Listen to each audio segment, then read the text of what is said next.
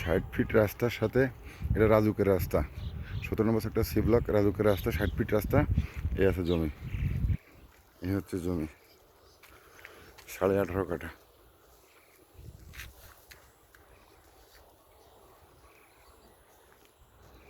কই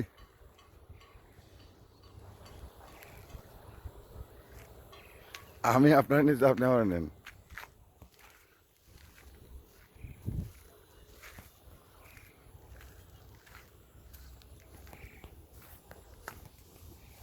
এই হচ্ছে জমি 18.5 কাঠা।